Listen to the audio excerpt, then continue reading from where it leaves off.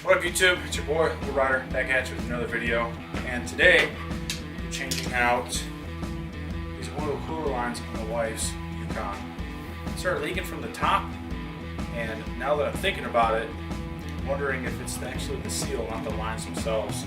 But I got them pretty cheap. It's the AC Delco. It's made in Canada, wherever that's at. Swap these out. Let's show you what tools we'll be using to do this. It's quite simple. The block that goes, or this manifold block that goes on the side of the engine block where the oil actually passes through has a drain plug, it looks like. I took it out. So I'm thinking I'd knock off the top line, take out this drain plug, and it'll drain everything that's in the oil cooler so it doesn't all over me after I pull that top line out. It's a 3/8. So we'll use that to pull the plug out first, kind of drain the system. And then for the bolts on the side, they're 10 mil. There's a bracket on the side that's 13 mil. I got the wrenches out too, just in case. And I got the 3/8 throw over that just in case I can't get enough torque on it underneath the truck. I got the 1/4 inch drive and the 3/8 drive ratchets with extensions and 10 mil wrench. But I don't get my 10 mil sockets in my toolbox. I keep those locked up somewhere else.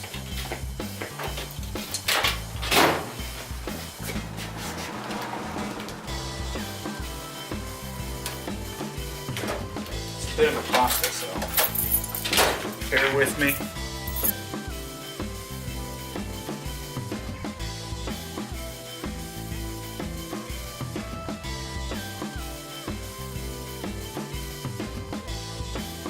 Got a 1/4 inch deep well, a 6-point, 10 mil, 3/8, 12-point, and then the 1/4 inch 12-point short. If you want to be a mechanic, don't ever keep these in your toolbox because these go into a black hole and you'll never see them again. So keep these safe. These 10 mils are gold. So let me show you what the problem is here. You see that line right there? It's leaking right here and then running down all the way down to the bottom line. I think the bottom line being leaking too, I don't know, but it's made quite a mess down there. And leaving a spot in the driveway so I can get this fixed, and hopefully this takes care of it. I have to get to that little guy right there on the bottom. That's the bracket that holds it in, and then the block underneath. I don't know how well we'll be able to see that, so let's get it drained first.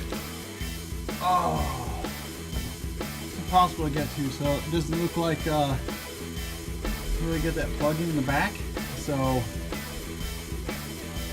it's going to be tough to even get the wrench on those nuts to hold the block on the side of the engine. I guess I'll just crack it loose and let it drain. It's going to make a bit of a mess all over the oil filter. So these are the two nuts we got to take off right here and here. And the plug is on the back right here, but there's a plate up against it. So we can't get to that drain plug. And then you see right above the oil filter, it's getting messy. And this oil filter, which is weird, is the same size oil filter on my car, which is a 1.4 liter. This is a 6.2 liter. So I thought that was weird. Alright, let's figure this out. Alright, so now we got this top line we're going to take off. Now that it's draining. Plastic sleeve comes right off and clip. Not sure how that comes off. Alright, got a little clip. It should pop right out. Alright. Oh, you can really hear it draining now. So you can see the oil cooler is quite large. This part of the radiator. So it's going to drain quite a bit. I'm not going to reuse that oil, so I got to put new oil in the crankcase. Get this out. Alright. So now I got to angle that bottom one down. Hopefully I can get to it quite easily. But probably won't be. Oh, I don't know how well you'll see this, but we're going to go for that bracket bolt. I was looking down from below. It doesn't look too feasible. So we're gonna go through the top. I'm gonna be in your way. Alright.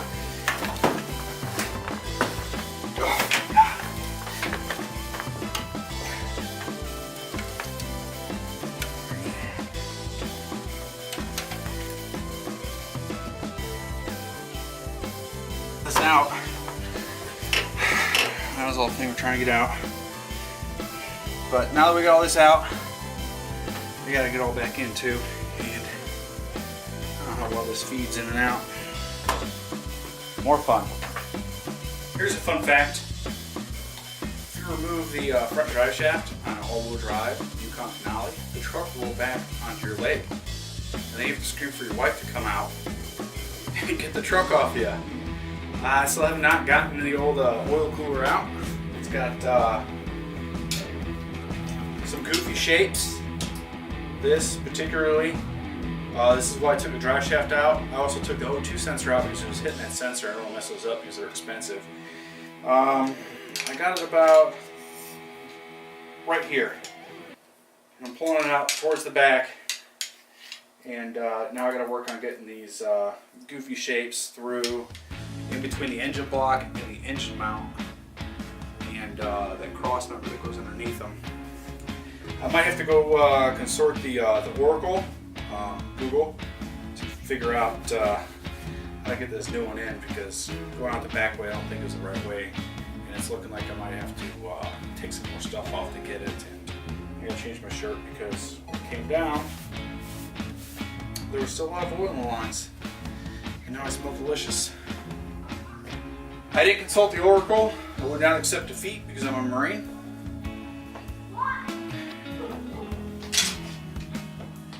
And I did this. I just went ahead and cut it. It came right out. We're pissing oil everywhere. It came right out after I cut it. And then I immediately regretted it because I didn't know. Hold on a second. So like I was saying, I immediately regretted cutting it because I didn't know if it was supposed to feed in from the front or the back, or which way it was supposed to come out. But I figured it out. I took this little shroud out from underneath, and there was a lot more room in there.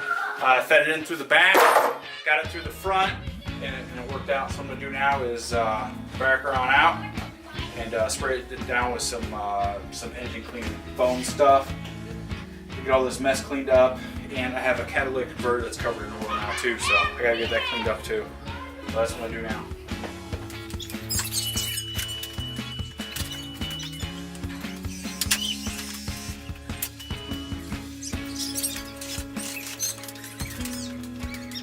So the truck's back out in the street now. I got the engine all cleaned off, or that part of the engine. This O'Reilly's foamy engine degreaser. This stuff is really good. It looked really clean after I sprayed all that down, and then because of the HID lights I put in there, I didn't want to take the hose, so I got this little oven cleaner thing that you can pump up and then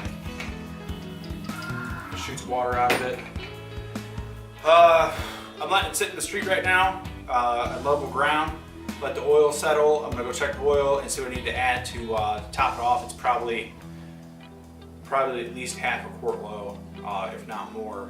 It seemed like a lot came out. I need to get cleaned up, and then the wife's got some project thing for me to do. It should be pretty quick and easy, and that'll be it for the day. As always, thanks for watching. If you liked it, give it a thumbs up. If you didn't, give it a thumbs down. Let me know in the comments below, and I'll see you next time. What's up? Quick update.